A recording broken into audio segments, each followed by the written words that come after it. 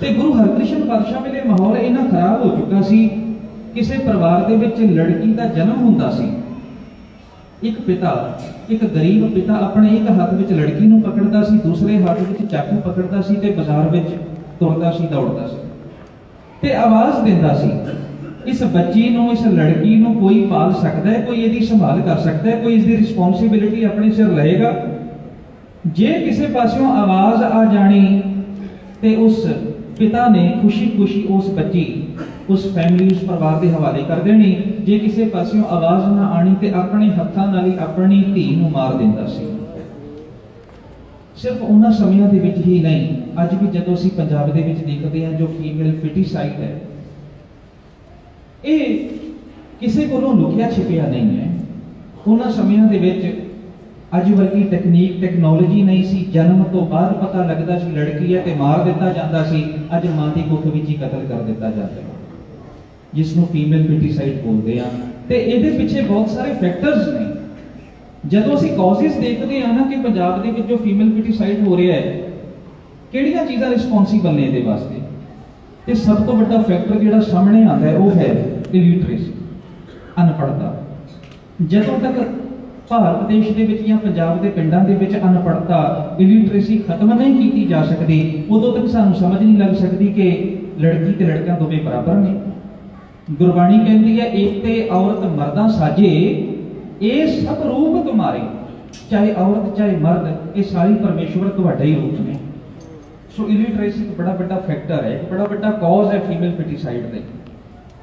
ਤੇ ਦੂਸਰਾ ਵੱਡਾ ਕਾਜ਼ ਹੈ ਸੇਫਟੀ ਇਸ਼ੂ। ਅੱਜ ਜਦੋਂ ਅਸੀਂ ਇੰਡੀਆ ਦੇ ਵਿੱਚ ਦੇਖਦੇ ਹਾਂ, ਉੱਥੇ ਜੋ ਕ੍ਰਾਈਮ ਅਗੇਂਸਟ ਵੂਮਨ ਨੇ ਉਹ ਦਿਨੋਂ ਦਿਨ ਵੱਧ ਰਹੇ ਨੇ।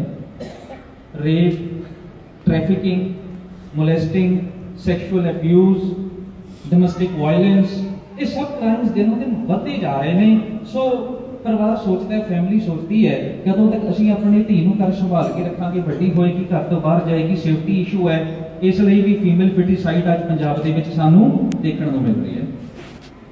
ਫਿਰ ਇਸ ਤੋਂ ਬਾਅਦ ਇਸ਼ੂ, ਫੈਕਟਰ, ਕਾਜ਼ ਜੋ ਸਾਡੇ ਸਾਹਮਣੇ ਆਉਂਦਾ ਹੈ ਉਹ ਹੈ ਡਾਊਰੀ ਸਿਸਟਮ, ਦਹੇਜ। ਮਾਤਾ ਪਿਤਾ ਸੋਚਦੇ ਨੇ ਲੜਕੀ ਵੱਡੀ ਹੋਏਗੀ, ਵਿਆਹ ਕਰਾਂਗੇ, ਦਾਜ ਦਹੇਜ ਵੀ ਦੇਣਾ ਪਏਗਾ। ਗੁਰੂ ਅਮਰਦਾਸ ਪਾਤਸ਼ਾਹ ਨੇ ਜਦੋਂ ਬੀਬੀ ਭਾਨੀ ਦਾ ਵਿਆਹ ਕੀਤਾ ਸੀ, ਉਦੋਂ ਬਾਬਾ ਸ਼ੇਖ ਫਰੀਦ ਜੀ ਦੀਆਂ ਕੁਝ ਪੰਕਤੀਆਂ ਪੜ੍ਹ ਕੇ ਸੁਣਾਈਆਂ ਸਨ। ਬੱਚੀ ਭਾਨੀ, ਮੈਂ ਤੇਰੀ ਝੋਲੀ ਦੇ ਵਿੱਚ ਇਹ 3 ਚੀਜ਼ਾਂ ਦਾ ਦਾਜ ਪਾ ਰਿਹਾ। ਉਹ ਦਾਜ ਕਿਹੜਾ ਸੀ? ਨਿਮਣ ਸੁਅੱਖਰ, ਖਵਣ ਗੁਣ, ਜੇਬਾ ਮਣੀਆਂ ਮੰਤ, ਇਹ 3 ਭੈਣੇ ਵੇਚ ਕਰ ਤਾਂ ਬਸ ਆਵੀ ਕੰਨ। ਜ਼ੁਬਾਨ ਦੀ ਮਿਠਾਸ, ਸਵੀਟਨੈਸ ਆਫ ਟੰਗ, ਹਿਊਮਿਲਿਟੀ ਤੇ ਫੋਰਗਿਵਨੈਸ। ਮੁਆਫੀ ਮੰਗਣੀ ਤੇ ਮੁਆਫ ਕਰਨਾ, ਇਹ 3 ਚੀਜ਼ਾਂ ਦਾ ਦਾਜ ਧੀਏ ਭਾਨੀ ਮੈਂ ਤੇਰੀ ਝੋਲੀ ਦੇ ਵਿੱਚ ਪਾ ਚੱਲਿਆ। ਸੋ ਅੱਜ ਡਾਊਰੀ ਸਿਸਟਮ ਇੱਕ ਬੜਾ ਵੱਡਾ ਫੈਕਟਰ ਹੈ ਜੋ ਇੰਡੀਆ ਦੇ ਵਿੱਚ ਸਾਨੂੰ ਦੇਖਣ ਨੂੰ ਮਿਲ ਰਹੀ ਹੈ। ਤੇ ਦਾਜ ਦਹੇਜ ਇੰਨਾ ਜ਼ਿਆਦਾ ਦਿੱਤਾ ਜਾਂਦਾ ਹੈ ਕਿ ਅੱਜ ਇੰਡੀਆ ਦੀ ਸ਼ਾਦੀਆਂ ਨੂੰ ਬਿਗ ਫੈਟ ਇੰਡੀਅਨ ਵੈਡਿੰਗ ਦੇ ਨਾਮ ਨਾਲ ਦੁਨੀਆ ਭਰ ਦੇ ਵਿੱਚ ਜਾਣਿਆ ਜਾਂਦਾ ਹੈ। ਇੱਥੋਂ ਤੱਕ ਸਾਡੇ ਪਿੰਡਾਂ ਦੇ ਵਿੱਚ ਤਾਂ ਇਹ ਸਲੋਗਨਸ ਵੀ ਐਡਵਰਟਾਈਜ਼ ਕੀਤੇ ਜਾਂਦੇ ਨੇ, 500 ਨਾਓ ਔਰ 5 lakhs later, ਜਾਂ ਤੇ 500 ਰੁਪਏ ਹੁਣੇ ਖਰਚ ਕਰਕੇ ਇਸ ਧੀ ਨੂੰ ਖਤਮ ਕਰ ਦਿਓ, ਜਾਂ ਜਦੋਂ ਜਨਮ ਲੈਣ ਤੋਂ ਬਾਅਦ ਇਸ ਦਾ ਵਿਆਹ ਹੋਏਗਾ ਉਦੋਂ ਲੱਖਾਂ ਰੁਪਏ ਦਾ ਖਰਚਾ ਆਏਗਾ। 500 ਨਾਓ ਔਰ 5 lakhs later। ਇਹ ਵੀ ਇੱਕ ਬੜਾ ਵੱਡਾ ਇਸ਼ੂ ਹੈ ਡਾਊਰੀ ਸਿਸਟਮ, ਜਿਹਦੇ ਕਰਕੇ ਫੀਮੇਲ ਫਿਟੀਸਾਈਡ ਅੱਜ ਪੰਜਾਬ ਦੇ ਵਿੱਚ ਸਾਨੂੰ ਦੇਖਣ ਨੂੰ ਮਿਲ ਰਹੀ ਹੈ। ਇਸ ਤੋਂ ਬਾਅਦ ਜਿਹੜਾ ਵੱਡਾ ਫੈਕਟਰ ਸਾਡੇ ਸਾਹਮਣੇ ਆਉਂਦਾ ਹੈ, preference for the male child. ਸਾਡੇ ਘਰ ਮੁੰਡਾ ਹੀ ਹੋਣਾ ਚਾਹੀਦਾ ਹੈ।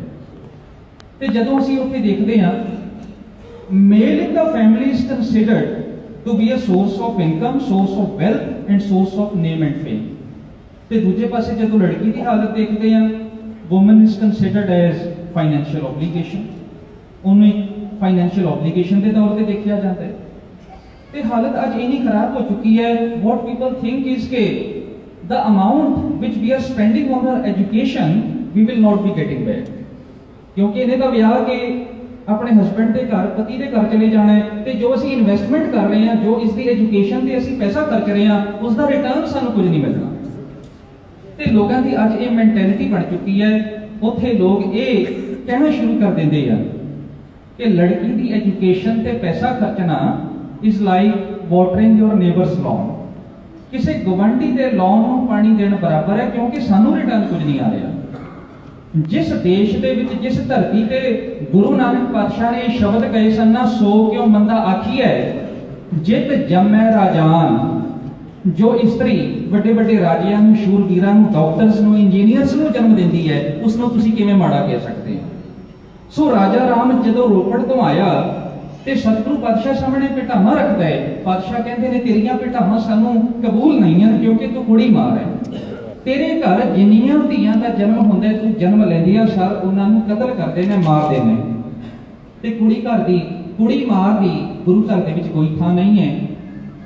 ਜਦੋਂ ਉਹਨੇ ਇਹ ਸ਼ਬਦ ਸੁਣੇ ਬੜਾ ਸ਼ਰਮਿੰਦਾ ਹੋਇਆ, ਅੱਖਾਂ ਭਰ ਆਈਆਂ ਤੇ ਸਤਿਗੁਰੂ ਦੇ ਚਰਨ ਪਕੜ ਕੇ ਕਹੇ ਸਨ, ਪਾਤਸ਼ਾਹ ਮੈਨੂੰ ਸਮਝ ਲੱਗ ਗਈ ਹੈ ਕਿ ਤੁਹਾਡੇ ਉਪਦੇਸ਼ਾਂ ਮੁਤਾਬਿਕ ਲੜਕਾ ਤੇ ਲੜਕੀ ਦੋਵੇਂ ਬਰਾਬਰ ਹੁੰਦੇ